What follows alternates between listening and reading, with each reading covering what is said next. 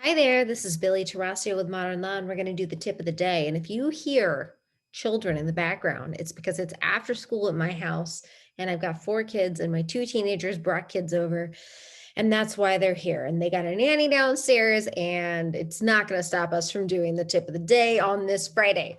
So, the tip of the day today is about valuation dates for property upon divorce.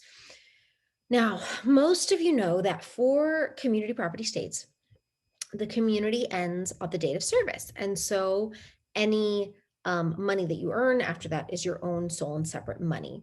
Fine, simple enough.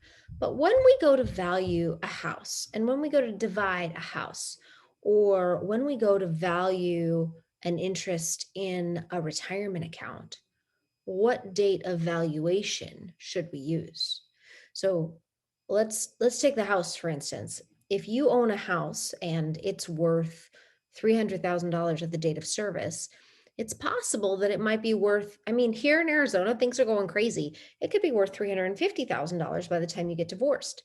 Now, if one spouse has been paying the mortgage during that time, then that spouse could claim, hey, this extra equity is from when I was paying the bills, so I should get to keep that extra money. I shouldn't have to divide it. What does the court have to do? Well, the case law says it's up to them. The case law says that when dividing property, the court may consider all related debts and obligations, and to determine the property's value, the court will select a valuation date. The selection of that date rests within the wide discretion of the court and shall be tested upon review of fairness of the result. That's what the appellate case says. So the appeals court has said that the trial court gets to pick the date based on whatever's fair under the circumstances. So if you've been paying the mortgage throughout all of the time that you've been in the house, you should argue that it's only fair that you get to keep the equity. If you are the spouse who moved out, it might be better for you to say, well, I will pay half of the mortgage principal or the mortgage interest that you paid during the pendency of the action, because I want half of the growth and the equity. So think about that. Run the numbers, run the scenarios, and find out what's the best, fairest position that you can make, because it's well within the trial court's discretion. That also means when you're negotiating, you should be negotiating based on what you would say to the court. You should have evidence to back up and support your position. Now, what about retirement accounts? Right now, you could get split up, and by the time the period of time between the service and the divorce, you could have a massive amount of growth on a retirement account. Who should get the growth? Should it be the spouse, the owning spouse? Like, so when you split up a retirement account, you do a quadro. A quadro takes the portion of the retirement account that should be allocated to the non-owning, non-named spouse and sets it up under his or her name.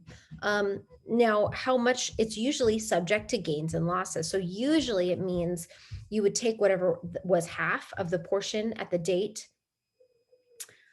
of separation and you apply interest to that amount. Now, where it gets tricky is if you have a retirement account and you continue to, and the spouse that's working continues to put money into that account, you've got the date, the value on the date of service, you've got the value on the date of divorce, you've got the contributions made during the pendency, which is the separate property of the spouse who was making the contributions. And then you have to figure out what portion of the growth is applied to the half of the spouse that's getting the interest.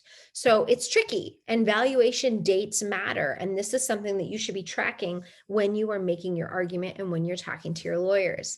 And with all of the growth in both the stock market and the real estate market, this is a great problem to have, because back in 2008, we were talking about how to deal with negative equity. And now we're really not. We're talking about how to split up the interest. So it's a good problem to have, but it's still one you should be tracking, you should be looking at, because it could make a big difference to your bottom line. That's all for now. Don't forget to subscribe.